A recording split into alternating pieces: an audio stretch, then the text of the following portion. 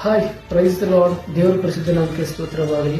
ಸ್ನೇಹಿತರೆ, ದೇವರ ವಾಕ್ಯ ನಿಮಗೆ ತಿಳಿಯಪಡಿಸ್ತಾ ಇದೆ ಏನಪ್ಪಾ ಅಂದ್ರೆ, ನಿಮ್ಮಿಂದ ನಿಮ್ಮ ಜೀವನದಿಂದ ಯಾರು ನಿಮ್ಮನ್ನು ಬಿಟ್ಟು ಹೋಗ್ತಾ ಇದ್ದಾರೋ ದಯವಿಟ್ಟು ಅವರಿಗೆ ದಾರಿ ಮಾಡಿಕೊಡಿ.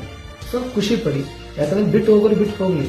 ಅದಕ್ಕೆ ನಿಮಗೆ ದೇವರ ವಾಕ್ಯ ತಿಳಿಯಪಡಿಸ್ತಾ ಇರೋದು ಏನಪ್ಪಾ ಅಂದ್ರೆ, ನಡೆದು ಹೋದಂತ ಘಟನೆಗಳನ್ನ, ಹಳೆ ಸಂಗತಿಗಳನ್ನ ಜ್ಞಾಪಕ ಮಾಡಿಕೊಳ್ಬೇಡ್ರಿ. ಇಂದಿನಿಂದ ದೇವರು ನಿಮ್ಮ ಜೀವನದಲ್ಲಿ ಹೊಸ ಕಾರ್ಯವನ್ನು ಮಾಡ್ತಾ ಇದ್ದಾರೆ. ನೀವು ಇಂದಿನಿಂದ ಹೊಸ ಸಸಿಯಾಗಿ, ಮರವಾಗಿ, ಫಲ ಕೊಡುವಂತ ವೃಕ್ಷವಾಗಿ ಬೆಳಿತೀರಾ. ದಯವಿಟ್ಟು ನಿಮ್ಮಿಂದ ಯಾರು ಬಿಟ್ಟು ಹೋಗಿದ್ದಾರೆ ತಲೆ ಕೆಡಿಸ್ಕೊಳ್ಬೇಡ್ರಿ. ಎಲ್ಲವನ್ನ ಮರೆತ್ಬಿಟ್ರಿ.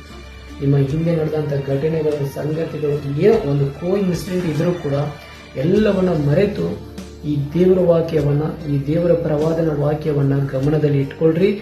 ಈ ವಾಕ್ಯ ನಿಮ್ಮ ಜೀವನದಲ್ಲಿ ನೆರವೇರ್ತದೆ. ಏನಪ್ಪಾ ಅಂದ್ರೆ, ಹಳೆ ಸಂಗತಿಗಳನ್ನ ನೀವು ಜ್ಞಾಪಕ ಮಾಡಿಕೊಳ್ಬೇಡ್ರಿ. ನಡೆದು ಹೋದಂತ ಘಟನೆಗಳು ಕೂಡ ನೆನೆಸ್ಕೊಳ್ಬೇಡ್ರಿ.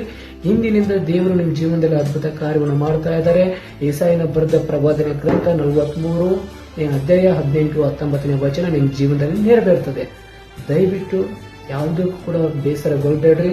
ಬಿಟ್ಟು ಹೋಗೋರು ಹೋಗ್ಲಿ, ಯಾಕಂದ್ರೆ ಅವರು ನಿಮ್ಮ ಜೀವನದಲ್ಲಿ ಬರೆಯಲ್ಪಟ್ಟಿಲ್ಲ. ಅದು ದೇವರ ಚಿತ್ತ ಇಲ್ಲ. ದಯವಿಟ್ಟು ಮರೆತು ಹೊಸ ಕಾರ್ಯ ಏನಾಗುತ್ತೆ, ನಿಮ್ಮ ಜೀವನದಲ್ಲಿ ಏನೇನು ಆಗುತ್ತೆ ಎಂಬುದನ್ನ ನಿರೀಕ್ಷೆಯಿಂದ ಕಾಯಿರಿ. ದೇವರು ಅದ್ಭುತ ಕಾರ್ಯವನ್ನ ಇದೇ ವರ್ಷ ನಿಮ್ಮ ಜೀವನದಲ್ಲಿ ದೇವರು ಮಾಡಕ್ಕೆ ಶಕ್ತವಾಗಿದ್ದಾರೆ. ಸೊ ಇದನ್ನ ಯಾರು ನಂಬ್ತೀರಾ, ಆಮೇನ್ ಅಂತ ಕಮೆಂಟ್ ಮಾಡಿ. ದೇವರನ್ನ ಆಶೀರ್ವದಿಸಲಿ. God bless you.